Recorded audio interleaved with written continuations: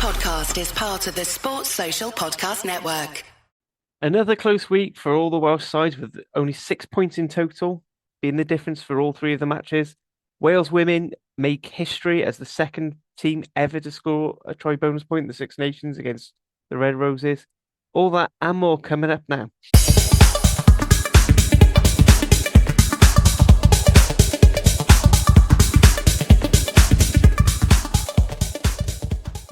Hello and welcome back to the WRRAP. After what was a wonderful weekend for weather, maybe not necessarily for the rugby, it's great to be joined by Hattie, Nick and Dan. How are we? Evening. Okay, good.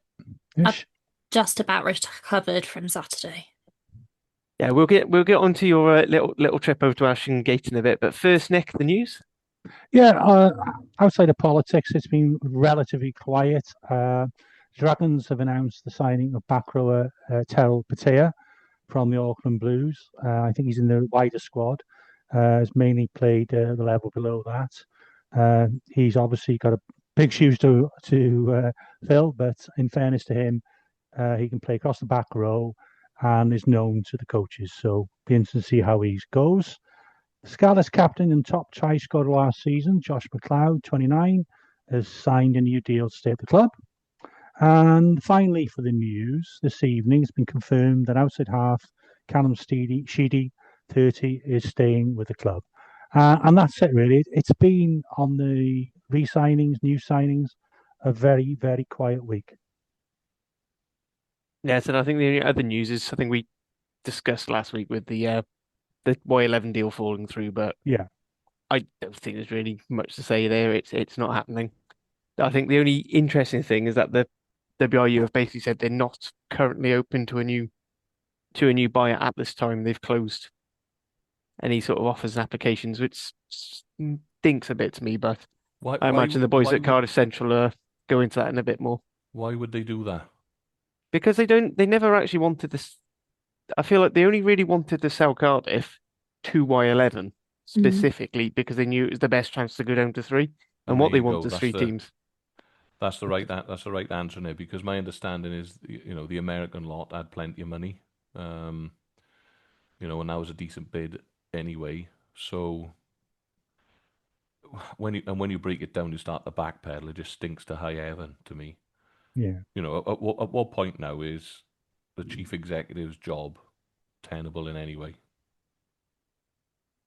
Yeah, good question. Mm-hmm. For me, it's not. And that's not to overly criticise anyone, but someone's singing in the background, and I think it's almost done, isn't it? Surely, got to be done. Yeah. So, I imagine if you listen to the Cardiff Central podcast, they're going to go into a lot more detail there, and probably with the Ospreys EV at some point as well. We'll discuss it along with the games. Yeah, they touched about it last week, and I'm sure they'll revisit it as well. Yeah, honestly, I just so fed up of seeing this happen exactly how I think it was going to go. I think what I imagine the WRU's sticking point is they want all the control, but also want all the money, but don't want to pay the bills. And weirdly, an entity that is designed on making money did not like that as an idea. So, yeah, here we go. And then, obviously, at least, obviously, I'll say this to cover Lee any legal expenses. In my own opinion, I think WRU just were worried about what would happen if they ended up having to deal with 4 independent entities to negotiate with what seems to be quite universally a very unpopular deal with their current ideas. And it would probably just force them to backtrack, which again, if Abby Tierney and Dave Redden's positions weren't already untenable, it would certainly rapidly increase that demise. And she did manage to make herself even more unpopular, again, covering Lee's arse, in my opinion, with her interview that she did last week that went down like a lead balloon. Am I right in saying as well that, down at the Arms Park on the weekend, bags were being searched for banners with Tierney out and stuff like that on there, and that guy had being his discarded. There's some weird things going on. I'll be honest, because I never have a bag.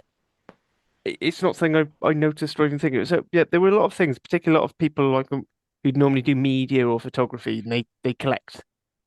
Kind Yeah, of the reminds me press of when bands, like yeah. you used to collect when you collect your festival wristbands and stuff like that. Mm. And they kept those, and they were all being cut off, which sounded odd. I mean, the comment that really made found was, yeah, they cut off all my band. They cut off like 2 years worth of bands, and then didn't search the bag, which just Yeah, it was almost seemed if odd. they're looking for the political stuff. I mean, when I heard that they were Yeah. trying to search out flags and banners that were, like that had like anti-union stuff on and stuff, I thought, Christ, I'm gonna start watching rugby in North Korea. It might be Yeah, a little bit less political. yeah. I mean, I said because I don't know what happened. Like, people are posting about it. I can't comment on that.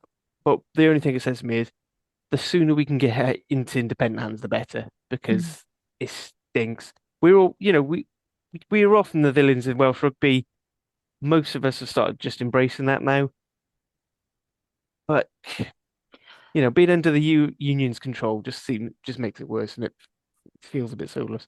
But I said we'll get on a bit more onto that game after. First of all, because it is international rugby and it is takes precedence, we will talk about Hattie and your trip to Ashton Gate on Saturday. Yeah. Apart from my lovely 9-hour round trip on the train, if we exclude that, I had a lovely time.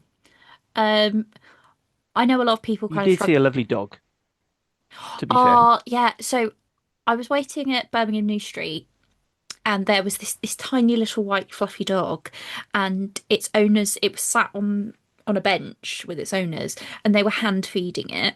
And I was like, oh, look at this dog. Like, tried to get a really sneaky picture of this dog. And then I got on the train and it was sat near me, and I was like, oh, that's nice. And then when I got to Bristol, changed at Bristol to go down to Parson Street, which is like a little local train station near Ashton Gate. And I got on that train, and the little dog was there again. Mm. So that was nice. Um, but aside from the little dog, um, yeah, it was it. The game itself and what happened on the pitch went a lot better than I expected. The overall game atmosphere was really good.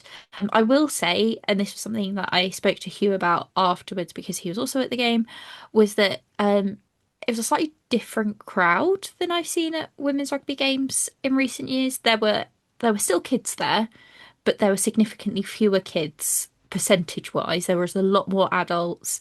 Um, I'd say there was a lot more of like a mixture of your standard rugby crowd that you'd expect to be there, but also people, adults who hadn't been to rugby before or didn't frequently go.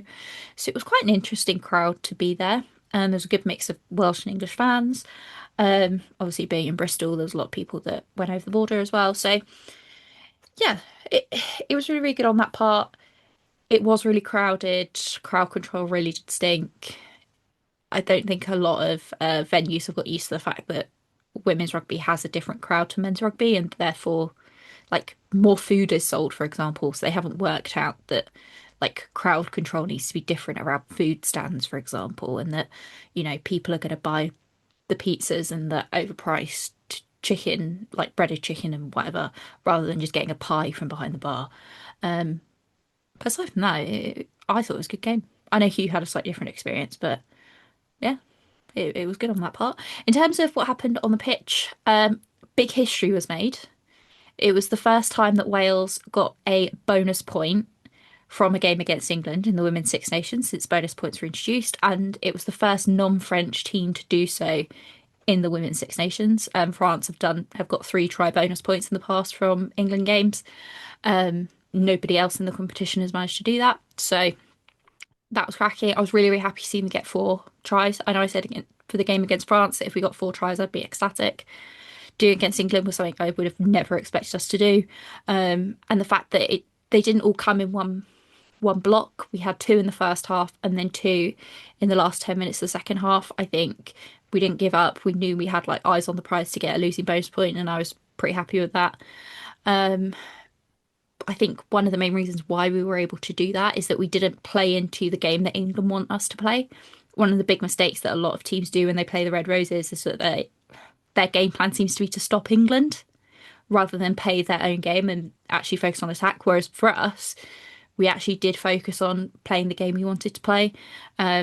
yes, we conceded points. That's always going to happen. You're playing the Red Roses. This is like playing like the 2011, 2015 All Blacks on speed. Like they are the most dominant team in history. Like it's going to happen.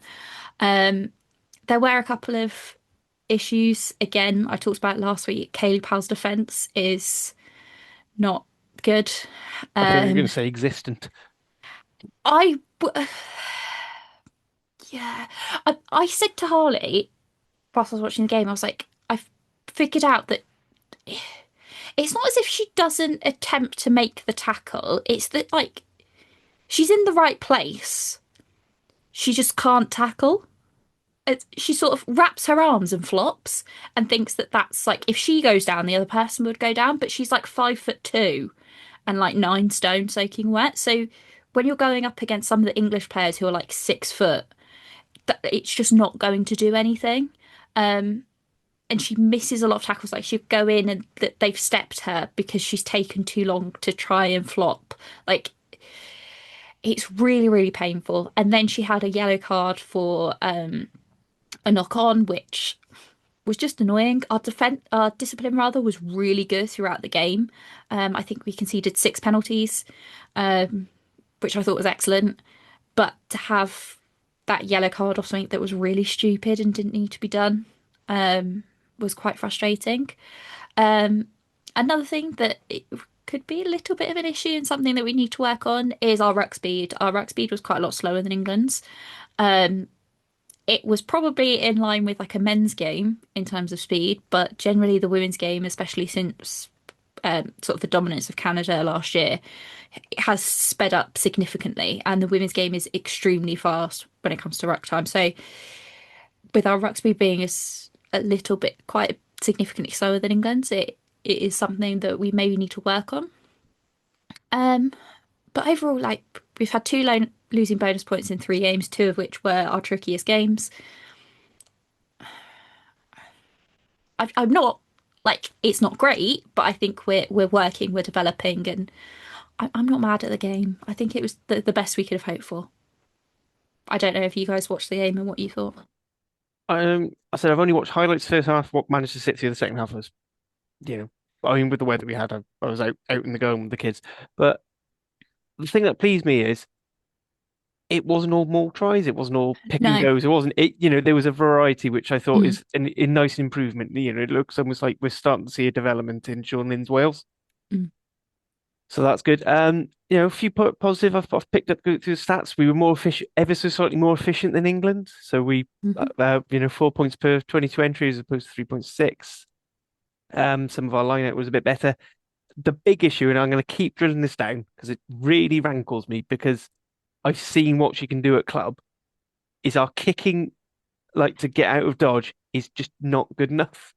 I Unfortunately, will say she it was started off better. in that game. She had a couple of stinkers earlier, like in the first like 10, 15 minutes of the game. She had some absolute stinkers.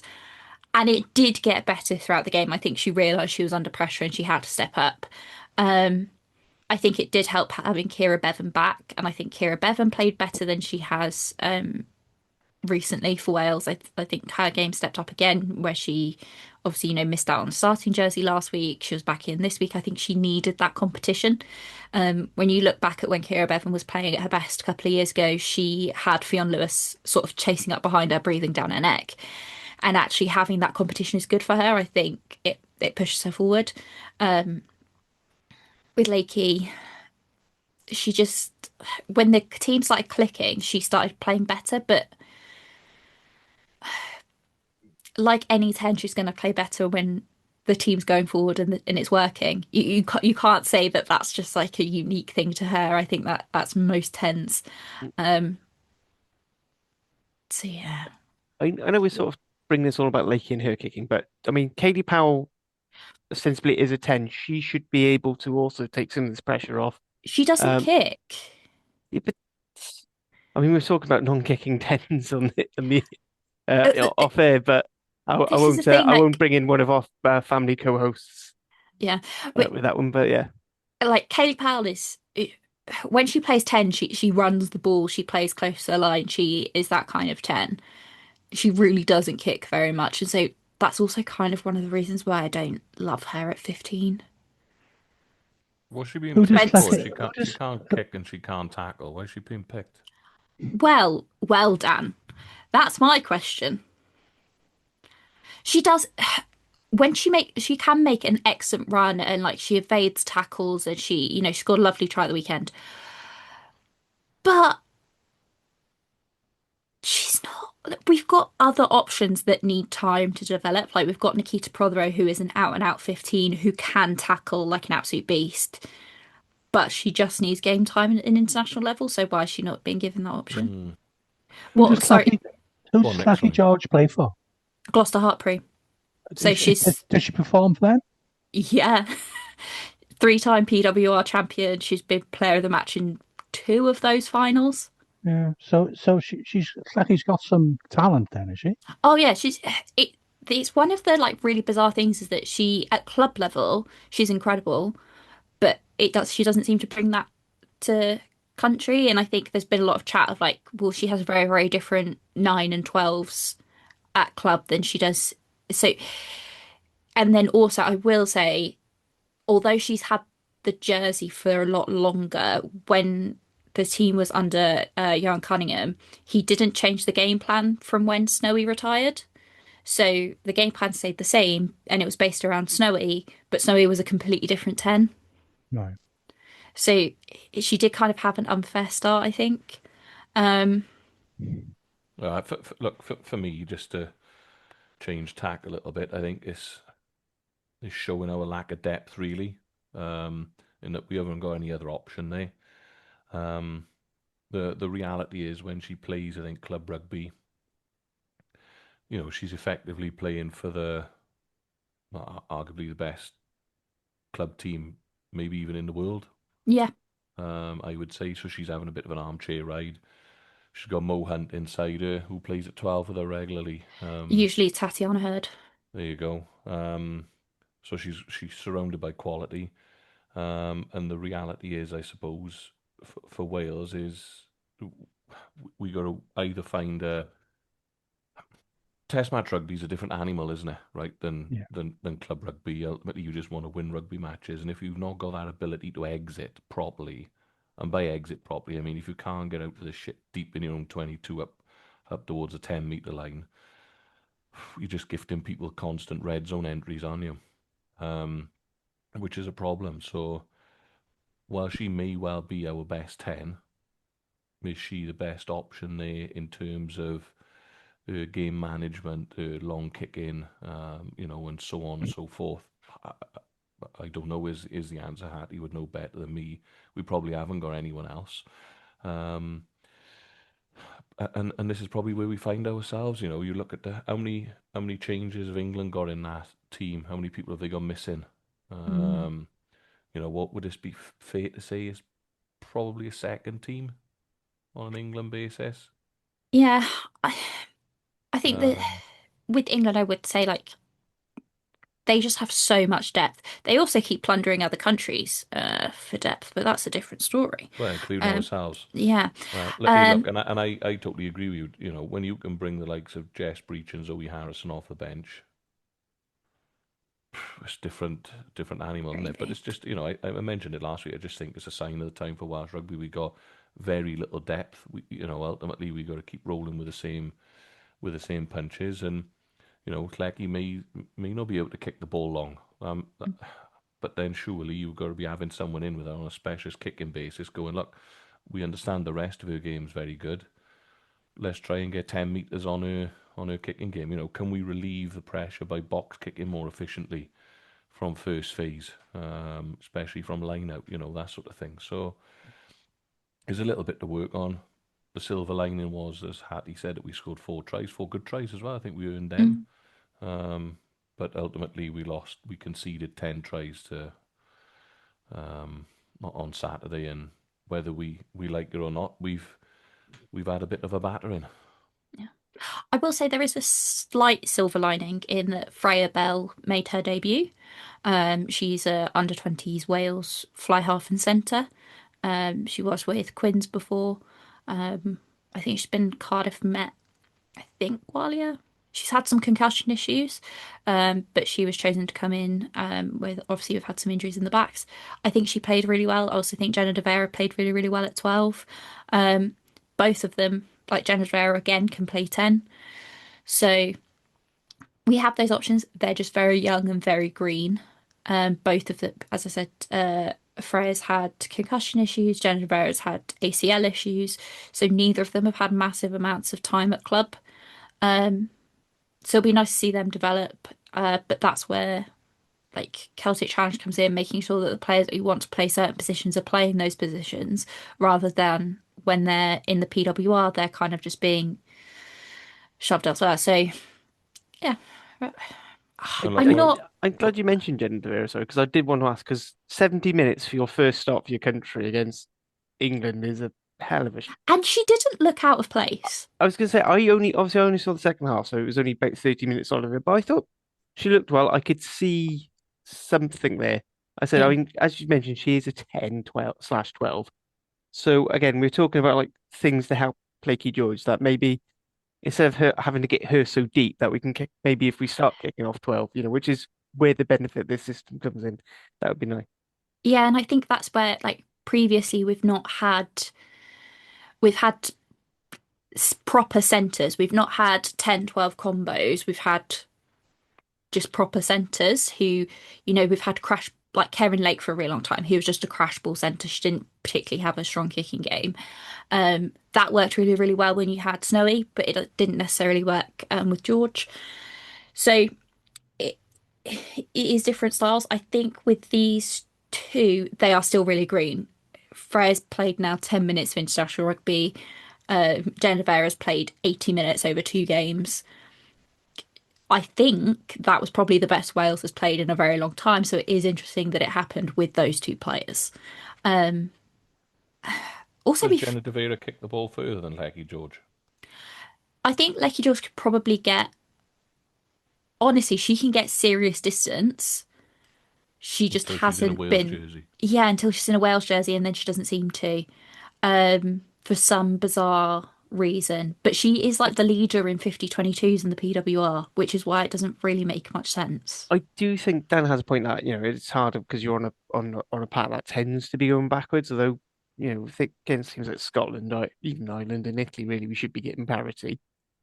Yeah, but you can kick first phase, can't you? From Yeah, this is where especially scrum, midfield scrum, 50-22 options. Start pegging them back if she's got that in her locker. But then, yeah, I don't know. It's I will say she had a lovely kick for the third try, which Maisie and Molly Reardon just went for a really, really quick line out. And I think they were absolute light bulb moment. That was really clever to me, and I was really, really glad because they're such young players to have kind of the wherewithal to do that instead of setting up for the line out and going up against the English bench, whose line out was significantly better than our benches. how long is Sean Lynn's contract? ass. And what I'm getting at is, I think if he's you were through Sean to the Lynn, next World Cup. if you were Sean Lynn, you clearly got previously a good track record. At what point, if nothing's changing, do you sack it off and go back to club rugby? I You think see, you he, see where I'm getting at, don't you? I think he said that he like. I don't know necessarily if his actual contract is confirmed to be after the next World Cup or whether he's just said that that's what he's planning for. But I will say he was at Gloucester and Hartpury for a really long time building. I think that's kind of where he specialises, is that it's not necessarily go in, get instant success and move on. He does seem to build programs. So I think that will I think that's It's a easier though when you positive. when you've got the players day to day. But that does Rather than seem to what he is building. He's really involved with the Celtic Challenge and getting those players. So I think he's more but that good luck to director him. of rugby We all wish him every than success in the world, don't we? And I suppose what I'm getting at more is I just hope the union don't stuff it up and oh we yeah. we end up losing him to back to Gloucester Hartpury or God forbid to England or something along those lines, and we never see him again because he's clearly achieved a lot in the women's game. What you said, what he's built at Gloucester Hartpury was nothing short of. I mean, that's a dynasty there, isn't it? So, And um, he was with the Hartpury men's university team before that. yeah, So like he's just, when you look at his track record, it's incredible. I really, really hope that moving forward he's given the tools to succeed because, for example, we don't have a specialist kicking coach. Our attack coach is an interim attack coach. Like this isn't good enough for any form of international rugby at this point, and this no and this matter is if it's this men's is or my point. women's. At what point does he go? I can't do this. This is almost impossible."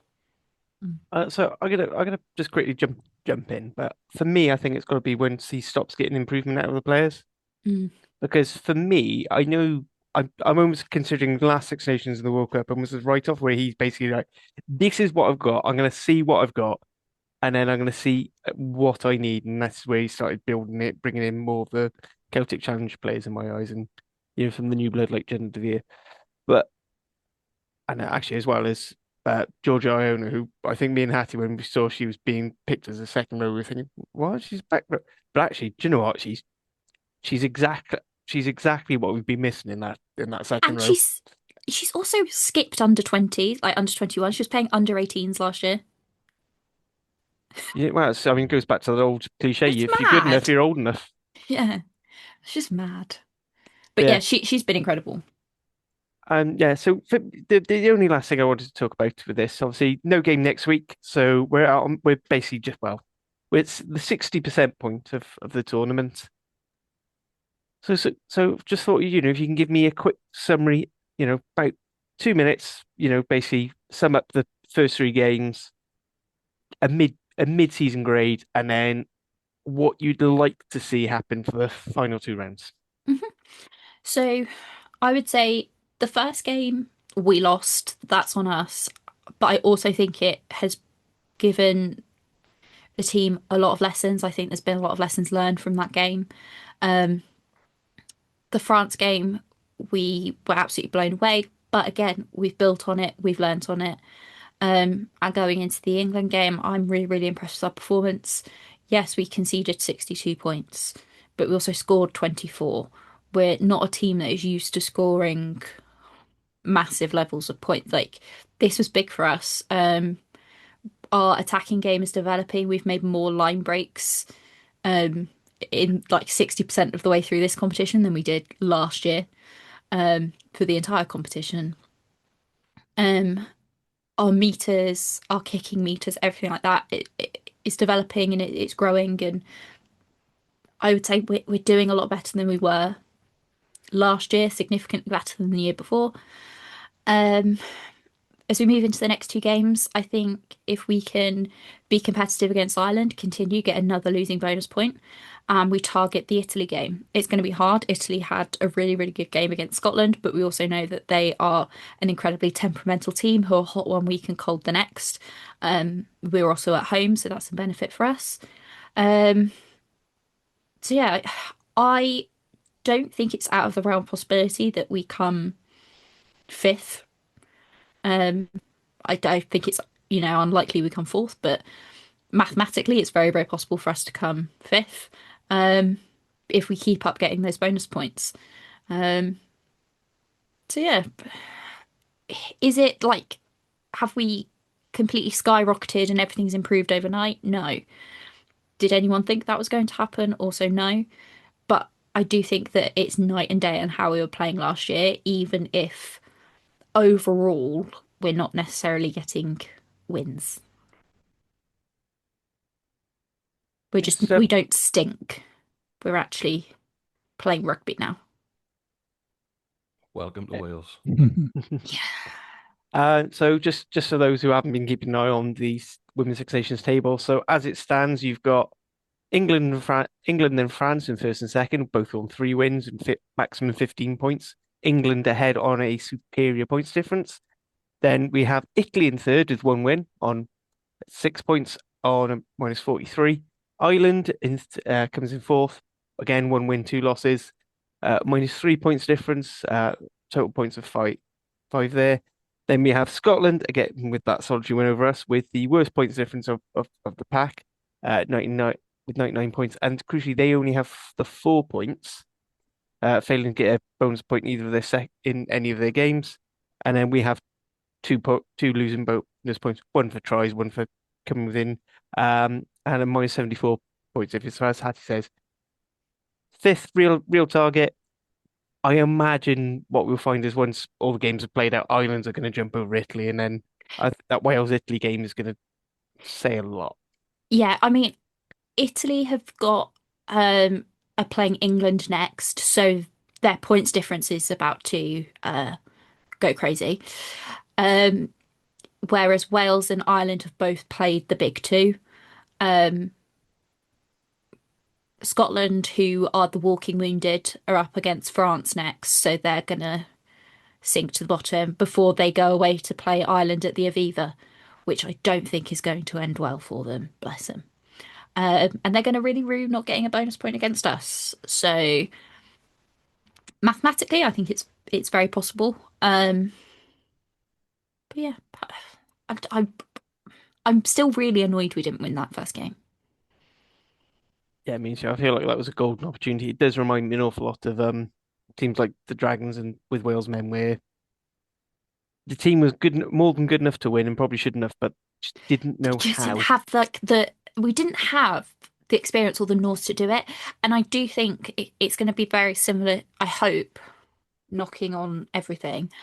That in a way, it's a bit like the Men's Six Nations where, yeah, we started off not that great, but we developed and we grew, and then we ended on a high note. And I think actually I'd rather end on a high than start high and finish low.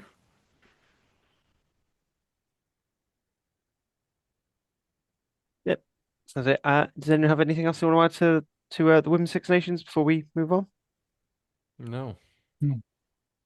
Right. Well, before we do move on to the URC action of the weekend, just a quick reminder that if you are enjoying this podcast, please like, share, subscribe.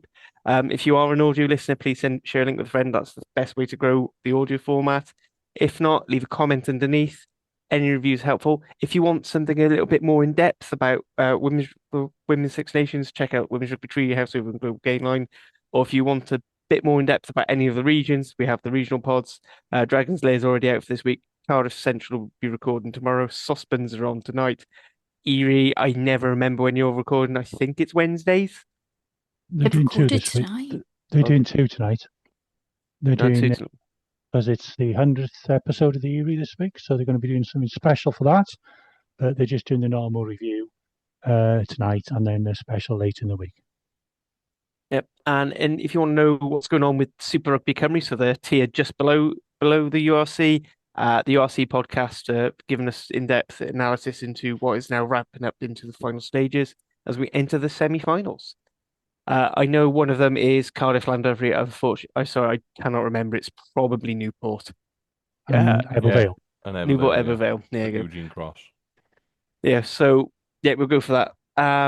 Yeah, all I know is that it was a hell of a win for the Rags against Carmarthen Quins last week. If you want anything more than superficial, go for that. And we also then have, if you want to brush up on your Welsh language, or you just find listening to things in Welsh a lot more fun, we have the Super Cymru Podledd Cymraeg, which Nick is part of, and they'll be going through all that. I cannot speak Welsh. I'm a terrible Welshman. I'm so bad at being a Welshman. I live in England, so I don't know why I'm tutting. especially not with that accent, Andy. I know. Anyway, so that's all that. If you want something that's not Welsh focused, as well on the Global Gaming Line, as well as the excellent Women's Rugby Treehouse, we have pods for if you're interested in Irish rugby, South African rugby. If you want more on the in depth in the URC as a whole, we have the URC Rewind. If you're a Cardiff fan, it's fun listening to them because they keep thinking we're going to drop out of the top eight any second, which just isn't happening. We also have Dave Lawrence has released a fantastic interview with Robbie Knock, who you may know as the voice of the top 14. If you're watching in the UK, there's loads of other things. Lee also would like some presenters for individual provincial pods.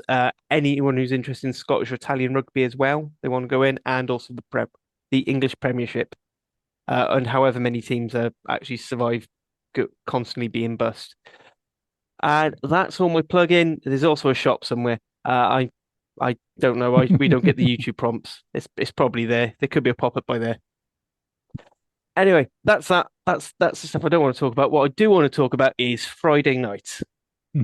Absolutely beautiful evening at Cardiff Arms Park, and I genuinely would be saying this if the result was the other way, because the weather was absolutely gorgeous. Like I love, like, for the URC highlights, there's the typical panning shot of Cardiff Park, just beautiful sunshine. Oh, lovely. Many pints were consumed by me. I did get to meet up with Zach from the Ospreys Erie, so it was great having a chat with him and his friend Amy. Absolutely love this game. It was probably not the highest quality of rugby, I will admit, but it was such a typical Welsh derby where cards can't the height. Someone commented on the YouTube highlights saying, "God, you can tell what this game was like because of all half of the clips of referee decision." Yeah, I thought it was really tense. I thought mostly, I think as soon as we went up the three tries, Cardiff looked fairly comfortable. I don't think even when Ospreys were having their comeback, I felt we had just enough to keep them out, despite some scares. Nick, as someone who probably watched it initially in a much more sober state than I did, what did you think? I was very disappointed from the performance from the Ospreys. They started reasonably brightly, as you need to do when you're away from home, but deserved red card for Kasende. You can't do that in a game. And he obviously swung the game in favour of the home team. I really don't know what he was thinking. I think it's rumoured he's going to be leaving the club anyway, so whatever. I think he's probably played his last game of the season. I think he's going to be banned now. Cardiff, I thought, were really sensible early doors, that they took the points on offer and built a little bit of a lead. And I think it was after we down to 14. Muller is a really good scrum half. I rate him. Took a quick tap penalty, and Owen Morecambe was a bit fast out of the blocks and tackled him. And despite Thornton, I think, scoring, Ali, Ospreys went down to 13. It's really difficult when you're down to 13. It's very difficult enough when you're down to 14. You've got to try and manage that two-man disadvantage. So we went back to what we thought would be our strengths. We tried to keep it tight and run the clock down. And we did all right. And actually, when we got back to 14, our line-out didn't function particularly well all night. And it was from a cock-up, resulted in some quick reaction from Dan Edwards, who showed his pace again. And he set up Kieran Williams. But overall, we were really, really lucky to only be 10-3 down at half-time. We lost the line-out battle. That's twice in the run now. In particular, we've had issues all season. Other teams have got people up in the air, and we just can't seem to cope with it very well. And unusually for the Ospreys, I thought we lost the gain line battle as well in the first half. So, well done to the Cardiff. Again, second half was fairly bright start, but then both went off his feet, gave Cardiff easy territory, and I think it was from that penalty. It was another yellow because indiscipline was unbelievable. Dan Edwards was done for Durban knock on. I'm not going to argue that. He knew it was silly, but I would like to commend. I think it was Cam Winnett. Quite often you see a lot of silly gloating when that happens. I know he's probably friendly with Dan. They played under 20s together, but I thought that was really classy from Cam Winnett. He was always like, "Oh yeah, you've done it, but I'm not going to gloat." And I thought that says a lot about the man. It was very much a. It was very much a. Yeah, being there, mate. Yeah, so exactly. I think he's conceded the exact same one before now. Yeah, exactly, Harley. But fair play to him. And I'm sure they are off the field of friends. Belcher barreled over from the resulting penalty. And I thought we were going to survive again, but just as Dan Ed was warming up, Dan Thomas, who had a really good game, scored. and really that sealed the win. The bench of the Ospreys gave some extra energy. I mean, but they were only really consolation tries. But it's wonderful what you can do with 15 on the field. One from Jack Walsh after a Reece Carey-esque break from Cam Jones. And I think he's a bit similar, in my view, to Carey. He's a player that could be really developed. We've seen the strides that Carey has made, but he's a similar build, similar size, has similar explosive pace for a prop. If we can just improve his scrummaging, hopefully over the next few years, I think we've got a decent prospect there. A third came from Dan Edwards from a sustained pressure. Cardiff went down to 14 for a similar deliberate knock on. And I thought, for a second, I thought we were going to steal a win. But that would have been unfair. I'd take Cardiff with a better team and deserved to win. And the final score, as I say, flattered us a bit for what was a very poor performance. Too many lost lineouts, too many penalties, not enough possession. We just didn't have enough ball. Poor discipline, so bad in the office. The only plus was, I guess, is that we actually matched Cardiff in the try count, and we were more efficient actually with our 22 entries. So yeah, fair play to Cardiff, but I was disappointed and a bit miserable after the performance from the Ospreys. Yeah, I just want to highlight. I mean, you've already picked out Dan Thomas, who I think has just been absolutely fantastic since he signed to us from Bristol. But I thought Rory Thornton was a huge reason why you had such a torrid time in that line out. He was stealing ball. He sort of helped solidify the issues we've been having over the last few weeks. Yeah, I mean, it was great. I said I thought Callum Sheedy as well had a really good game. Particularly, I feel like he fronted up in defence a lot more than he has in the past. I'm going to say though, I don't want to go on to the rest, but the refs seemed to not quite be sure what was going on at scrum time, which I think led to both of us having quite low scrum success percentages because he seemed to be sort of going more. I went and started watching back, and you'd see the exact same picture in two scrums, and he gave two different decisions, and I was just like, eh. Said a couple of other people I know commented saying they said, oh no, basically all of those should have gone almost the other way, but that's that. It's just a weird trend that Hugh brought up in the URC Rewind this week that Welsh Derby seem to have, the URC seem to be given a lot of refs their debuts in the Welsh Derby, which seems like a really tough gig to give any referee, especially when tempers a bit for players are full of niggle.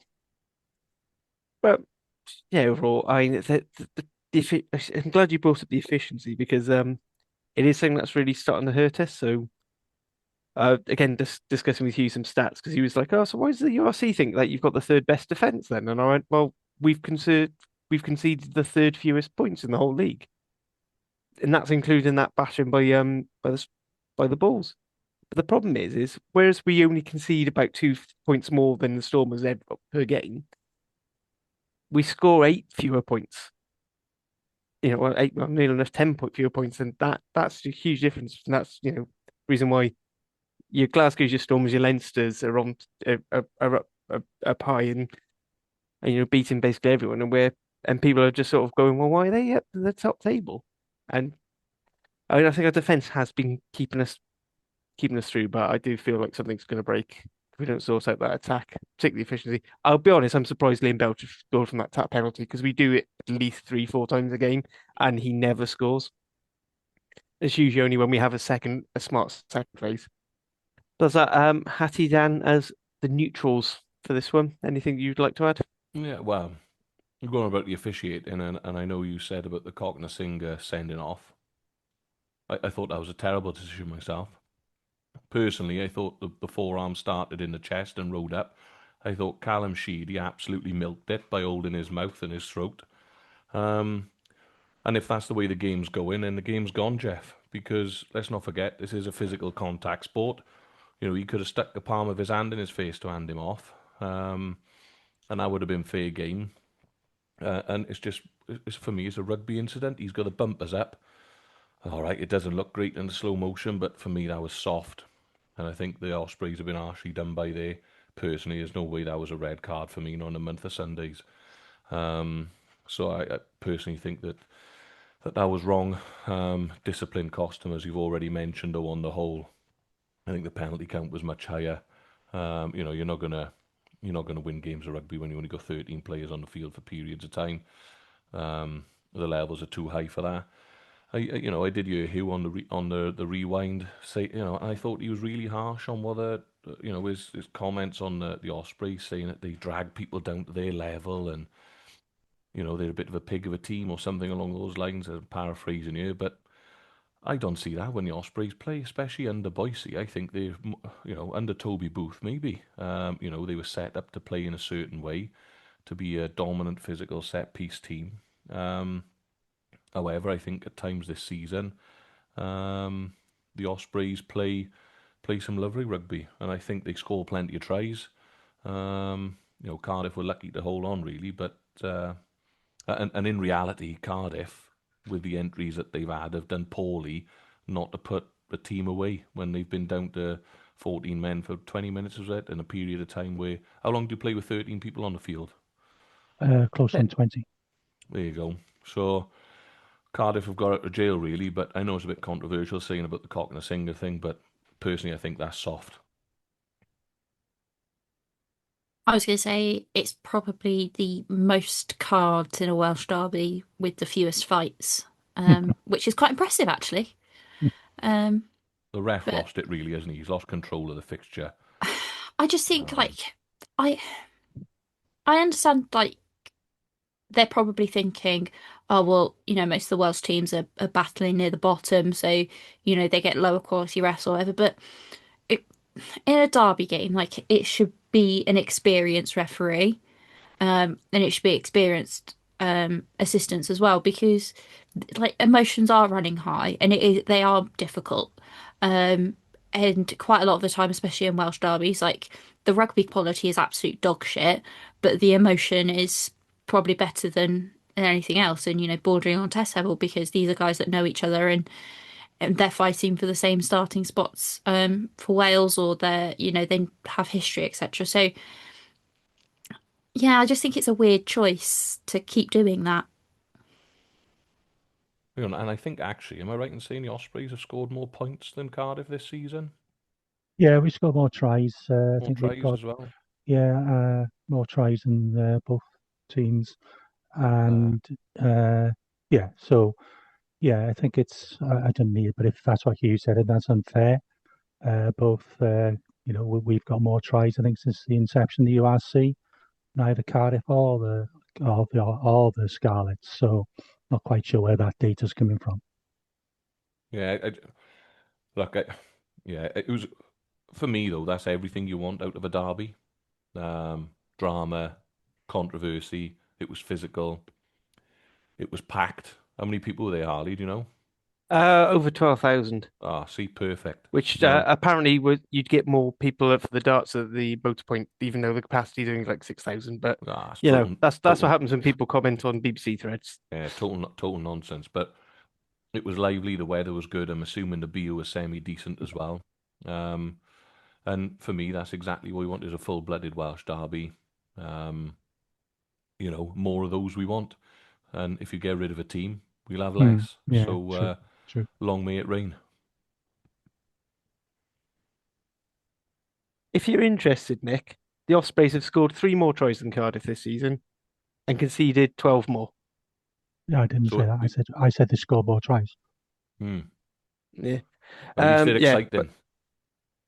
yeah. Points wise, you scored just over a point more a match. But I'm assuming Cardiff have more wins. Gotta have more wins, but that's not my argument.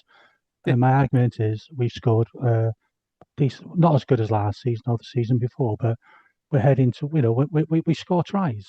So I Yeah. don't. Maybe I'm looking at the wrong data. I think the argument with your tries is usually because they come off the back of mauls, and I think people don't seem to realise that if you score a try off the back of a maul or with a tardy backs move, they're still both worth 5 points. Well, unless the maul gets pulled down, and then sometimes it's worth 7 straight away. But that's by the by. But as I said, Cardiff's attack I don't think has been as good this year. As I said, we've only scored. I think one of the stats I showed you guys was Cardiff has was it in the first 6 rounds, Cardiff scored 4 bonus points in the 4 tries bonus points in those 6 rounds. In the preceding 10, we only got 2 more, including Yeah. previous week against Scarlets, And I which think I think it's just a sign of Jockey leaving, and you're the spot on. hangover of him leaving is going, which is where I think, as great as that Connie Van Zyl signed on, we do need to now look at getting a full-time attack coach. Mm-hmm. I Because couldn't Johnny agree more. Goodridge, I think he has this specific skill set, which is what he was brought in for, but I'm not sure if it's necessarily coaching a full attacking system. He I scored think 63 tries last year, and you got 50 this year. Yeah, and I think that's the Jockey factor. I think his detail around the attack is so good, and it certainly suits Cardiff and the squad that he built. That slowly that's sort of dripped away, hasn't it? For the first half of the season, like you mentioned, Harley, that sort of um, that factor was still there, but now it's starting to slip away a little bit. And I agree with your assessment. I think they need to get someone else in over the pre-season. Otherwise, if it keeps going the way it is, then you could find it even more difficult to come via scores next year, unfortunately, because I think people underestimate how good and how detailed Jockey is around the attack. Yeah, absolutely. And so we go from an a quite tense classic Welsh derby in the capital to, I don't know, I don't want to call it a smash and grab because I do feel like it was quite back and forth actually in the end. But over in Parma, Dragons beat Zebra in round 2 of that fixture of the year. 18-19. I mean, you got 4 points. That's what you needed, right? That. Hey, let's just hope there's not a trilogy, eh? But hey, no, all jokes aside, I think years ago that would have been even last season the Dragons would have lost that fixture. And to nick it right at the end is testament to the sort of can-do attitude now and the positive mental attitude that the boys have within the squad. I think again it does show, doesn't it, that when we make some changes and we bring in the likes of Carter and Wainwright and Owen and Angus at fullback, it makes down the spine of the team makes such a massive difference to the Dragons. So yeah, it was another good win. Nice to get the monkey off our back in terms of away wins outside of Wales. I think it is it? It's been years 4 years, I since. think. Yeah, Jamie on Dragon's Lair was quoted. yeah, and it was good. The one thing that really disappointed me though was our uh, the discipline for the Dragons. We lost the penalty battle, um, 11-6, I believe, and just checking now. Yeah, 11 penalties. So to go and win when you're sort of nearly at 50% more pens is actually quite impressive, really. We carried for more meters than Zebra as well. We had more carries on the whole, same amount of line breaks. And I just thought it was one of those games where time was ticking away, and I thought, it's going to be a typical Dragonsy experience whereby, we show green shoots and then we're going to go and get turned over by bottom of the table Zebra. But alas, it wasn't the case. The boys bit down on the gum shield and got over the line, playing good multi-phase towards the end. I was impressed with Thomas Young again. Wainwright again, I thought was outstanding for us. He always is on the front foot. And look, the guy you named at the beginning, in terms of the Dragon signing, he's, for the record, he's not a Wainwright replacement. You can't replace him. He's irreplaceable. So we just got to try and build again now. Shane Lewis-Hughes was workmanlike again. How good was Tinas Dabia? Real tough cookie. I thought he took the ball to the line well as well. It was one of his better games in attack, playing with a broken hand, and he's trying to smash big men, and he gets his hands in rucks and so on and so forth. And And now say you that know, over the head tip on for the winning try. Just brilliant. that You know, and Thomas Young's assists for the first two. I was like, yeah, God, I missed that. and they're just classy players, and Paye was good again at 13. It was nice to give Anisi a week off. And then, we're able to bring Elliot D, Rodri Jones, Seb Davis, off the bench, up front. still shows that we're lacking a little bit of depth behind. Whereby Hugh Anderson's coming on. He hasn't been great this season, Hugh Anderson, and we didn't use Harry Ackerman at all, which if I was in EC, would have been on the field at some point. I would have thought at 13, just to freshen things up. But we obviously don't have as much faith in him, in Ackerman, as we were maybe hoping based on his progression.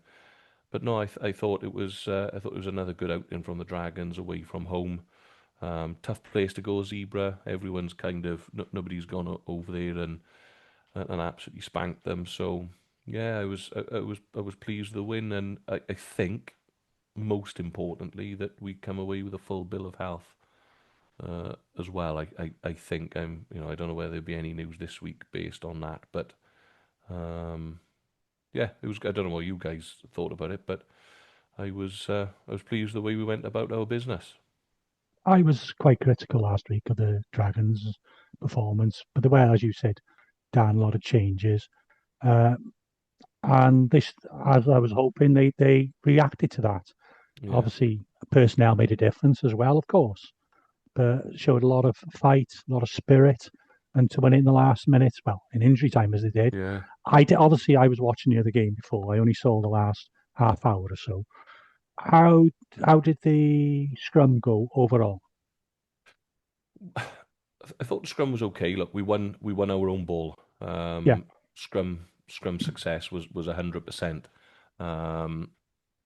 But it's not the same without Rob Hunt in there. No. I'm thinking very much when we come later on to talk about Montpellier away.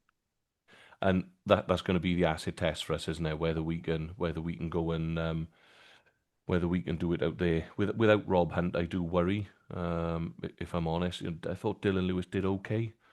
He's not renowned as a destructive scrummager at tight head, is he? No. But he did okay. Look, all you can ask for is you win your own ball. And we did, and we are fortunate enough to have Wayno at the back of that scrum, who's very good on that old school Channel 1 ball where it's in and it's out very quickly.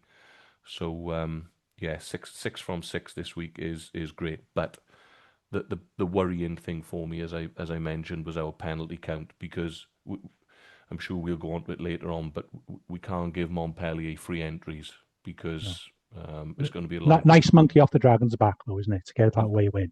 Exactly that. And, we go in now to Edinburgh at home and Scarlets away. It's a free hit for us probably next weekend, and we go into those two fixtures with, we should be in those. I'd like to think that we can give Edinburgh a run and hopefully beat them at home, and then let's hope for a good derby down at Park of Scarlets after that. So yeah, no, I was pleased with the way that they hung in there and they managed to get over the line. Good, well done. Absolutely. So we're going to move on to the last game of the week. Unfortunately, the only Welsh side involved in this, narrowly lost out. We did better than you all thought. Oh, didn't you just? I was just getting onto that. Were it not for some, well, let's be honest, missing all the conversions, this was an excellent game, and what was once again a very close weekend for all the Welsh sides. It's only a total of 6 points between all four teams. Sorry. Yeah. I mean, if I start with the positives, first of all, I think Callum Woolley, there was a lot of chat, I think, in kind of like Scarlet's fan circles about whether or not he was ready to make a step up to URC. I think he is. I think he played quite well for his URC debut. 53 minutes and a try. That's not bad. He's massive, which, it'll be interesting what happens. We've got a couple of, some of our back three are huge and some are Blair Murray. So it's a really interesting mixture to see, and it'll be interesting to see how he's used going forward. So that's definitely a positive.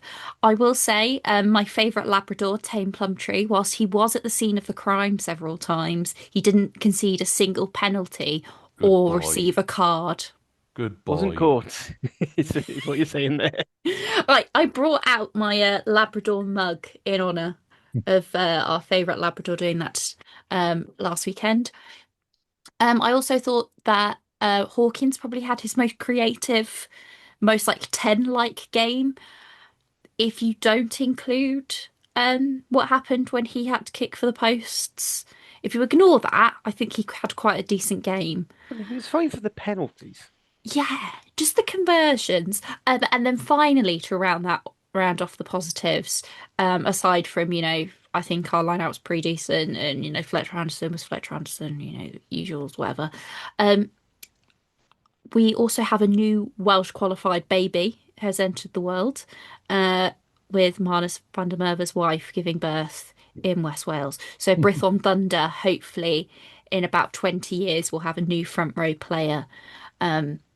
We do tend to be a little bit low on the prop stocks, so if he can work on that, I'd be very happy. Um, Negatives, I mean, at the end of the day, the game was decided on the fact that Joe Hawkins couldn't kick a conversion, missed out on 6 points. Even if we'd got one, that would have been a draw. That is very frustrating. Um, we also had a period of time where we were up by two and we actually conceded points rather than scoring any, which again is extremely frustrating. Very Wales. Very Wales.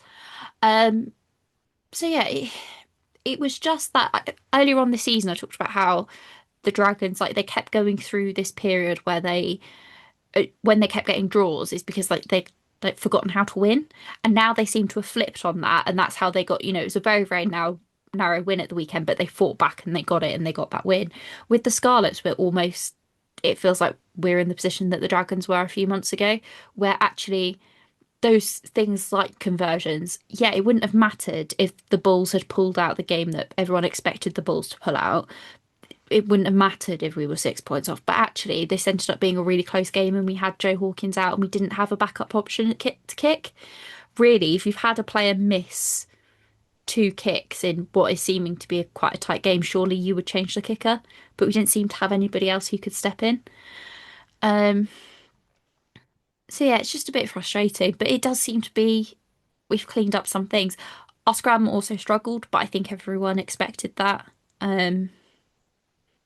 So yeah, it it sums up in like the Scarlets are sometimes really good and sometimes really shit, and it was all of that. We just need less shit and more good. That was my Yeah, review of the game. uh, look, I think is the last. I think you hit the nail on the head a little bit, where I think that you're a little bit fragile down west in the top 2 inches now. In terms of being able to get over the line, because we've outscored them 3 tries to 2, um, and whatnot. It's it's so close yet so far. Same as the Cardiff game the week before, where you guys shit the bed, but there's got to be some positives from that, surely. Again, I don't want to keep going on about him because I'm a fully signed up member of the fan club, but Fletcher Anderson was good again. Um, He was amazing, to be fair. what a player he is. 12 carries, 11 tackles, tough guy. I just hope that with the amount of rugby he's having to play, that you don't end up breaking him. How long's his contract? We don't know, but it seems to be long term because the initial contract he signed was only a year.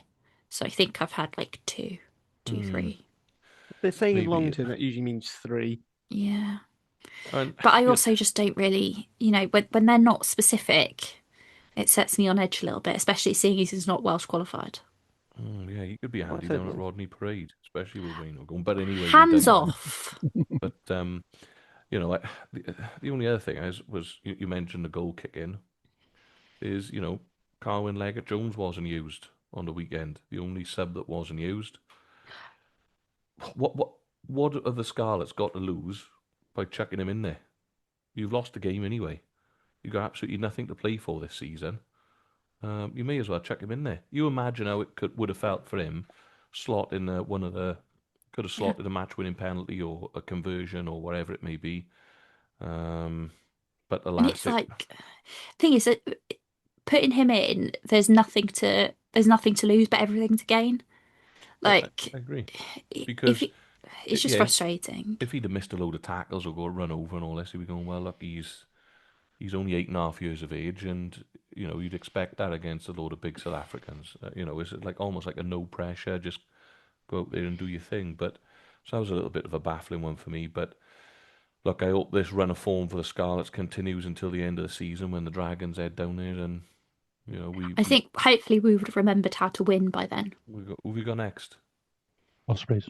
Yeah. Oh, your last two games then, Hattie, the Ospreys and Yeah. the Ospreys. Double. Yeah, so I said these last 4 rounds have all had a Welsh derby in them. Yep. Well, that's fantastic. So I- 3 in the softened up- last 4 derbies for the Scarlets. I softened thought up with the Ospreys. I thought the didn't they? game plan was sensible. They kicked behind the Bulls, the big pack, and so on. I thought Nigel Davis's comments post match were interesting, where he was quite critical of the lack of adaptation when the Bulls were down to 13, and they kicked away a lot of ball. I think that was frustrating probably for the coaches that with a 2-man, for two extra players, they didn't spin it a bit more, which is I'm led to believe the way the Scarlets like to play, but maybe not.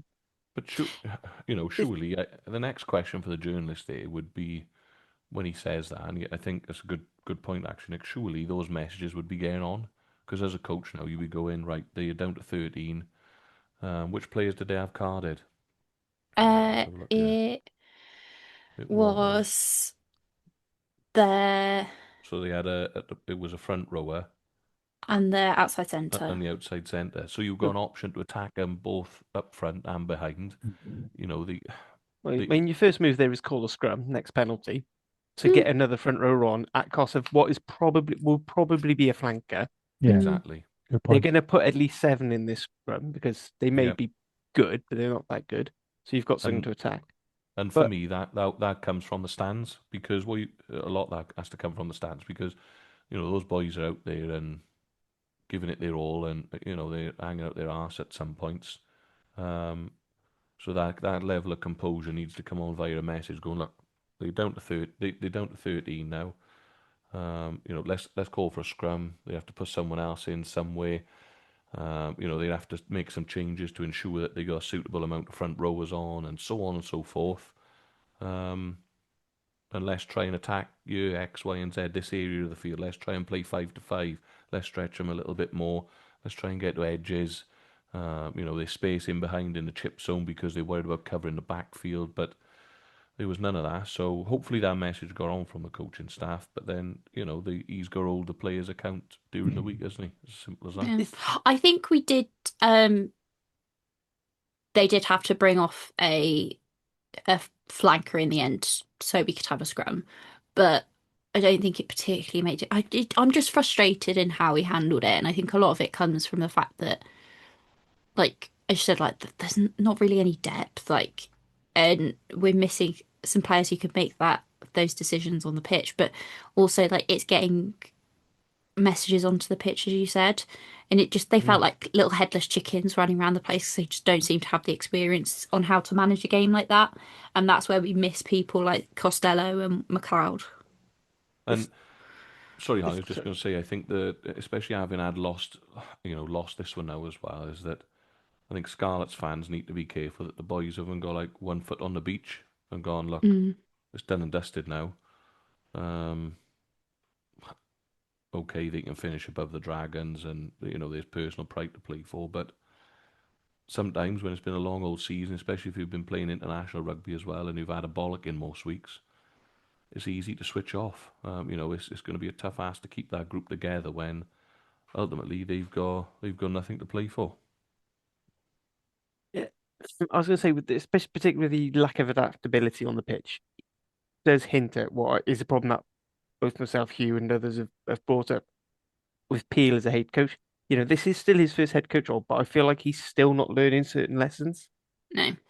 One of the big ones for me is when, he had Sam Costello, he brought in fresh face, and Ewan Lloyd, who is still trying to learn. He spent a lot of time as a utility back, not really learning how to be a 10. And I feel like Sam Costello was improved because he's gone and spoken to people like Dan Bigger and Gareth Hanscom when he was in Wales and learned a little bit more of a 10. They had a promising young guy in Charlie Titcombe come up, and they let him go because he wasn't getting played. He was just being stuck at Carmarthen Quins. he wasn't even given these opportunities to get and I feel like history's going to, if they're not careful, history repeat themselves with Carl and Leggett Jones. Like, And I because as you think, said, there's nothing for him to lose. There's no reason you shouldn't be putting him on this pitch because this is the time when you put him on because it's not necessarily a safety issue. It's not like when it's a young prop. yeah, This is where he can learn some mistakes as opposed to next season when you're really in the shit and you have no choice but to play him. yeah. And he hasn't had that experience yet. And I it, Yeah, th- but and it that would have bothers been me that Nigel's they don't decision know not how on the to weekend, develop mate. tens. I, That would I have been do Nigel's think decision. well, it's interesting that you say that because with Woolley obviously playing, got his debut at the weekend. Yes, we've had a couple of injuries, whatever, right? But there were a lot of people saying like, oh, well, he hasn't, earned his stripes yet. He's been number 23 in the SRC. He's not made it on the pitch, this, that, and the other. But clearly, like one of the changes has been is that they've seen, okay, this is a player that's got potential. What he needs is high level game time. Let's get him on the pitch. And I hope that that is a suggestion that things are changing and we're not replaying what we've done for the last few years, which is just be too conservative in the way that we develop players and think that they need to go earn their stripes at lower leagues instead of out on the pitch. Yeah, look, I think maybe a little bit harsh on Dwayne Peel. I don't know. Because you don't know what budget constraints the club have had. You don't know who's actually doing the recruitment for them. Whether also players may just be unhappy. Like Titcombe may have gone, look, I'm not happy down here. I'm going. I haven't had the opportunity. So there's all these factors. I don't think it's just everything seems to have been lumped onto Dwayne Peel. Whereas let's not forget, last year finished in the playoffs, made the Champions Cup. It was okay then, wasn't it? Dwayne was doing okay then when things were going well. We had plenty of injuries this year. Lost arguably your two best forwards, which give you that platform. So there's because I'm telling you now, it weren't Dwayne Peel's decision to get rid of your second row and your number. Fafita. Yeah, exactly. At no point did someone ring Dwayne Peel and go, yeah, get him out the door. Yeah. So yeah, I think we got to be a little bit. I don't know. Maybe I'm coach sympathetic. I don't know. Would this have something to do with a certain promotion in a certain That we championship forgot to that we mention didn't in the mention news. It's got nothing to do with that. But yeah. For those who are unaware, Dan has been announced as the new head coach for Abbotsbury starting from next season. So congratulations, Dan. Yeah, thanks very much. Congratulations. Yeah, maybe I may have my P45 by Christmas, mightn't I? If it goes belly up. So Christmas without rugby, let's watch. But no, I know we joke, but maybe there is something in it in the 10 city, with the 10 development and so on and so forth. But have a look across the regions, guys. There's what fly halves have you got at the Ospreys? 1.5. Oh, What have we yeah. got at the Dragons? 1.5. We throw Angus in there. What have you got at Cardiff? You've taken Johan Lloyd off the Scarlets. It's the same all round. Everywhere at the minute. Really, everywhere's threadbare and on the bones of our arses. But I feel like the difference is here is as Dan Edwards has been slowly being brought through, he had what's the bloody name? The Owen stationary Williams. Owen Hmm? Williams. Oh, but Stephen Myler, then Owen Stephen Myler. He was there as a thing. The Dragons ostensibly have Reece Patchell there as an experienced head who could help develop young. Is he? But Patch is part time, and Yeah. it's not. But the point is that you've got Sheedy is quite an experienced fly half, whereas like Costello's still quite young, and Johan Lloyd they're going through it, and we've got a couple coming through. That my issue is always I felt like there wasn't anyone there to help nurture develop them. Jockey is a fly half, so he was able to help with some of these games. Yeah, my issue isn't necessarily with Dwayne Peel. It's more about that it's either his or Scott's decision to not bring an experienced 10 either in the coaching box or someone who could sit on the bench. Mm. Isn't there to help develop some of these fly halves. That's But more. then during this period as well, I would have thought that these, especially like Sam Costello, he's been in and around the Welsh squad, mind. So he would have been supported by the likes of Neil Jenkins and all these other people that would be offering him that sort of one-to-one coaching and mentoring. And I just But where's your development supposed to be? Is it supposed to be when you're with your club? Was it with when you're with your country. Like if we're relying on Wales, then maybe the W are right, and we should all just be amalgamated into there, and then we Yeah, just but I play think each other and ran but meaningless games. this is the overall problem, is it? You take the Ospreys as an example; they lose bigger. But the pipeline before that was what James Hook, Dan Bigger in the same squad at the same time. You lose bigger, the budget starts to drop. You're not able to retain that top class talent. Patchell leaves the Scarlets, for example, and then Yeah. you got to fill that void, and you got to fill it quickly. Because I would have thought if when and I haven't looked at this, so it's merely conjecture. We probably had a fairly large exodus of people, especially the top talent, starting to leave and play outside Wales in and around a similar time. Plus, we relied on the same people over and over and over again as we did in the senior men's Mm. Wales squad. And we know we've had a problem with our pathways. And it's everywhere, isn't it? And let's not forget, Sam Costello was coming into the squad in 2023, into the Wales squad, with Bigger bringing him through. There was nothing else behind that. Mm. Wales wide. We used to have a conveyor belt of fly halves.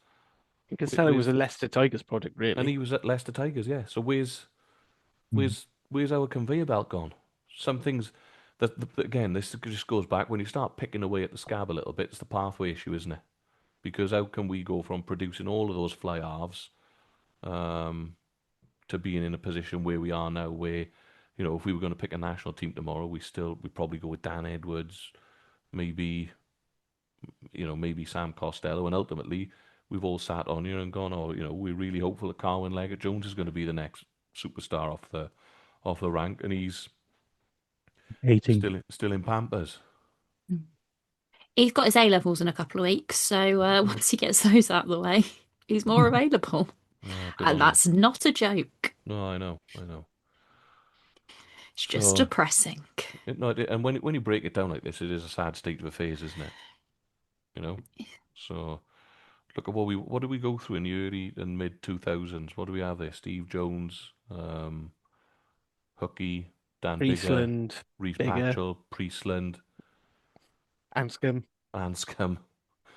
I mean, Sam Davis was considered the big thing for a while, but I feel like he never developed. But as it there's is, how many names did we call off then? 6. All ended up being international standard fly halves. What have we got now? 2.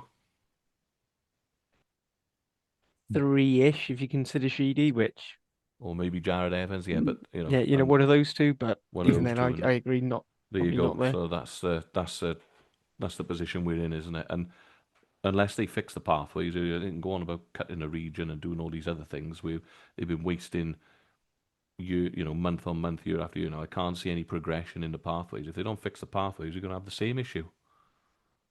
Who's going to follow in behind the lads that are there now? Well, no one. And on that depressing note. On that depressing note, Dan, you're going to have to try and fill us with some optimism now. So we have, at the start of the season, I'm pretty sure it's safe to say no one on this panel or anyone listening, apart from the most naive and basically I'm talking about Gareth and Dragon's Lair, would have thought Dragons were going to be in a European Challenge Cup semi-final. I was optimistic about the Dragons, and I didn't think that would happen. I was thinking they'd decent performance, quarters, and then again, well, to be fair, I thought they'd probably lose to someone like Montpellier, to be honest. Dan, not only I feel like you're going to turn around and tell us not only that Dragons can win this, but that they will. I'm going to disagree, but I reckon you can. I reckon you can make an argument. Well, look, I'm going to go back to my Six Nations bias, and I hope that Adam Beard starts for Montpellier, and then the Dragons by 30. No, look.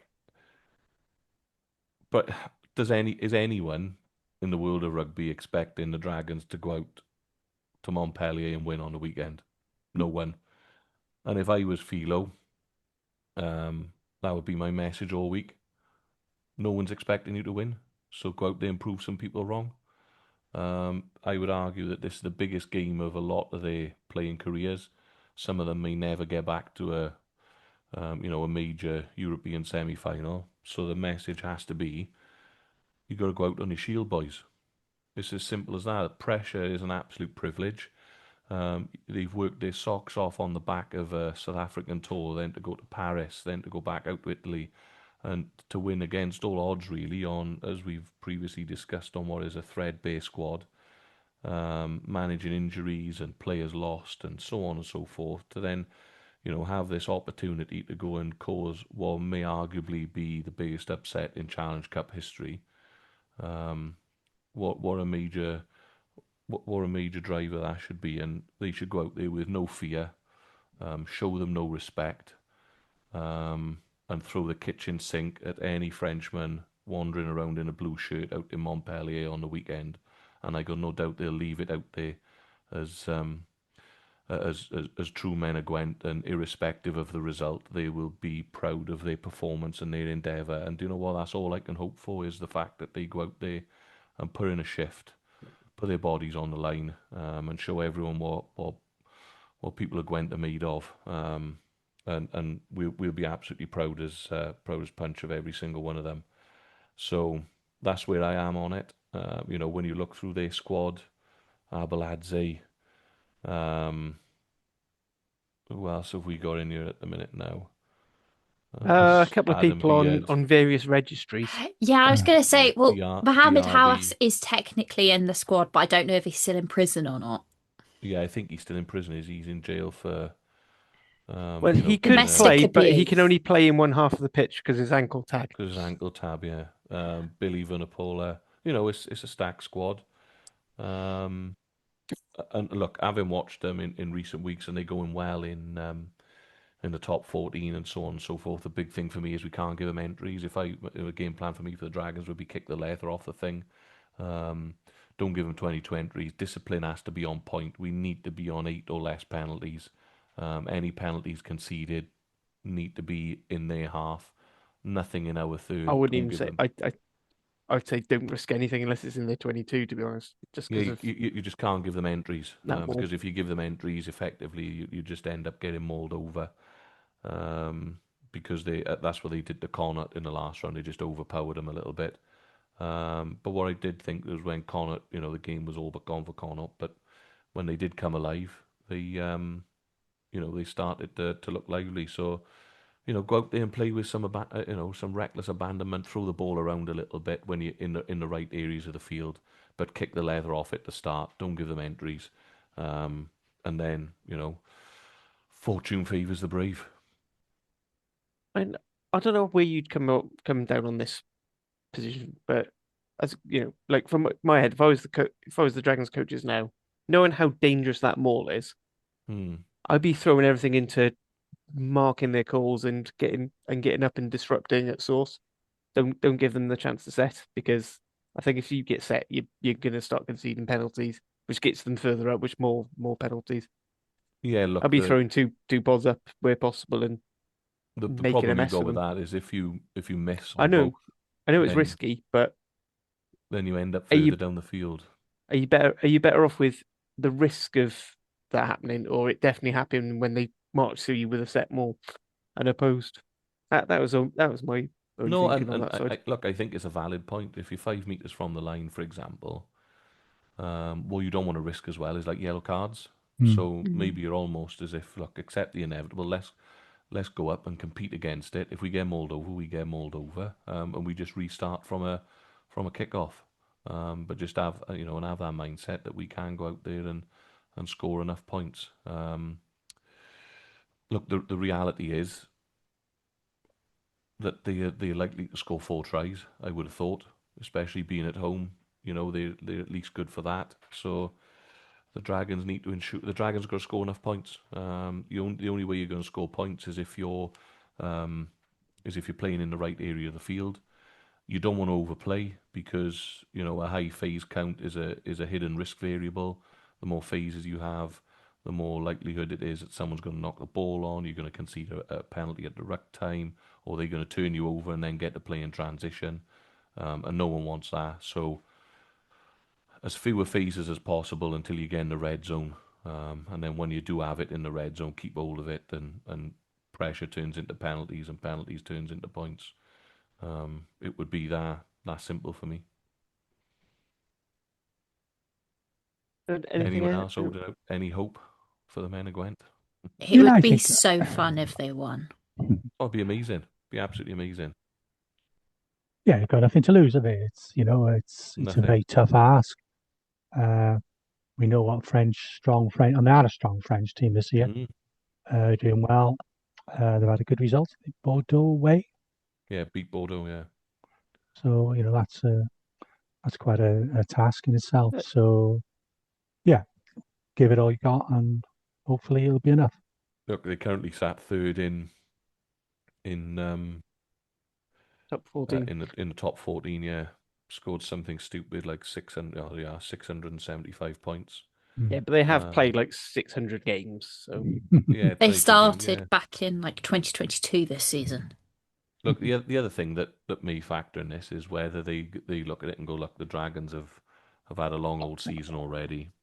What do they prefer, the top 14 or they still, no doubt they want to win the Challenge Cup now they've got the semi-final, but do you have a little bit of that maybe French arrogance in it to go, oh, we can still change it up, and they don't go fully loaded, and then we stand more of a chance again. Good luck anyway. right. Yeah, we're going to need it. Be That's so all. mad if you made the final. That'd be But mad. Look, we're flying the flag for Wales in Europe, aren't we? All I'm So saying is, if the Dragons can win it, beat Montpellier, and then beat probably Ulster, but it could be Exeter, but I'd say probably Ulster, um, in Bilbao. I'm saying is we should all campaign for the European finals to only ever be played in Bilbao, because then a Welsh team's just going to win every time the Challenge Cup's in there. if that happens, Philo needs to be knighted. Given the key to Gwent, get bought a mansion in, somewhere out near Monmouth somewhere, and gifted a load of land, and we should build a shrine to him somewhere. And he should be given a tour Palotto. Should be. Well, they are already collecting Tongans. Yeah. Yeah. I'm sure you could get Carwyn back. Hey, Back in Hey, that'd be. Wales. I It's mean, not a bad again, shout. not a No. Wainwright replacement, but there are worse options at 8 Yeah, knocking about. big lump of a man too. So yeah, come on the Drags, go out there and look, do a performance that sees all of Wales proud, because I know we talk about inter-regional and inter-club banter and all the rest of it, but I'm sure you'd all like to see the Dragons win on the weekend rather than Montpellier. Rather than Convict RFC. Convict I mean, RFC, yeah, exactly. once Cardiff has secured top 7, do you know what? Go for it. Go win. Go win the whole thing, because it'd be funny whoever the 8th team is to find out that they Drop lost out out, to the yeah. Champions Cup to the Dragons. Wouldn't that be Also, amazing? I just want to know how mad the Tia Tombola will be in Champions Cup rugby. I know, yeah. Can you imagine? There'll be more names people recognise from Abertillery than there are. I know. I might even get a game. You got to get your boots on, Dan. Toulouse away. Although that is the only senior men's rugby on next weekend, we do have a little bit more rugby to talk about, Hattie. So there was no Wales under 21s for their sort of Six Nations festival thing, but it is this week, Wales, Italy. Yes, it is 1:30 on the 2nd, which I believe is Saturday. That would make sense according to my calendar. Yep. Live on the Under 20 Six Nations YouTube, although sometimes it's also streamed on the WRU YouTube as well, so take your fancy. Yeah, I mean, the last game did not go well. It's safe to say. The France game, we just got absolutely smashed. I think there was a fair amount of... I don't want to say inexperience, actually, because some of those players are they've got Celtic Challenge experience. There are a couple of full Welsh internationals in that squad. But just in comparison to the French, where most of those players are playing in, almost all of those players actually, I think, are playing in Elite 1, have come through properly developed systems. It's a huge difference. I think Italy is a much more of a fair test. It'll be interesting to see what happens. I think it's probably the closest game that we've got and the most even game of the three that we've got in this little tournament. Yeah, I mean, I'm excited to see what happens. I think it'll be interesting to see if how many and how many of the players in the full squad get brought down, because obviously it is the Six Nations bye week. We've already seen that like Alau and Tilly have been dropped down to the 21s instead of playing the full internationals. It'll be interesting to see, the likes of Freya Bell, for example, who obviously did get capped at the weekend, but has only had 10 minutes of rugby, to see, does she get a run out at under 21s level? There are certain stipulations in the under 21s festival that's different to the men's under 20s. You're allowed a couple of players who are overage. So it will be interesting to see if there are any of those early 20s players who have not had massive amounts of game time or any game time for the main squad, to see if they get dropped down to get game time during the bye week. But yeah, I hope it's a win. I think it's our most likely win out of the 3 games we've got. And just see what happens. Be interesting to see what we do at 10. Hannah Marshall played in the last game. But yeah, we do have options there, and it's somewhere we do need to develop. So yeah. Excellent stuff. So once again, that is 1:30 on Saturday. Check the YouTubes. Check the YouTubes. And keep an eye on Women's Rugby Treehouse, because I'm sure whoever's in charge of socials will post a link. Yeah, I'll try and post a link if I remember. And I said we'll try and get the WRRAP to do it the same as well. Because we forgot to mention it, the Dragons game is going to be on Sunday at 12:30, and that will be on Premier Sports and S4C. Nice. So yeah, so it should be on free to air as well, which is always helpful. See, only 2 games and they're both free. What a win. On a slightly different note, Harley, did you see the big club fixture that took place within the Blues region on the weekend? Did you hear about that? Which one? The one at Bather. Well, Bather played Pontypridd on the weekend, which is a very local derby, and my understanding is, and I hope the taxman's not listening to this, but my understanding is that there was about 3,500, maybe 3,500 in watching it at Mount Pleasant over at Bather. Looked like people can go and have a little look online, but the club game's still going strongly, and it was nice to see so many people out supporting local rugby in the sun. It looked like a cracking event, to be fair. Bather come out on top. It was in 29-21 or something along those lines. I'm not quite. Someone correct me on the result, but what a brilliant turnout for a club fixture in the Welsh Prem. Who says club rugby's dead, eh? Yeah, absolutely. Well, that's everything I have on my list, unless anyone has any other business. No. I met Maisie come on the Davis's Drags. mum this weekend. I forgot to say that in my Bristol review. She was very nice. Excellent. And apologies to her if I bothered her. I so expect you to carry on with any of the business from Women's Rugby Treehouse, but that's enough of Tiny Lady Balls. Yeah, you don't need to hear about Dainty Lady Balls, but if you do, there's an entire video on Global Game Line about Dainty Lady Balls. And on that note, I'm just going to leave it there. So thank you all for listening. Thank you, Hattie. Thank you, Nick. Thank you, Dan, for joining me. And enjoy your evenings or afternoons or however you are listening to this podcast. Either way, I'm going to say good night in Welsh now. Nosta. Come on, Nosta. Drags.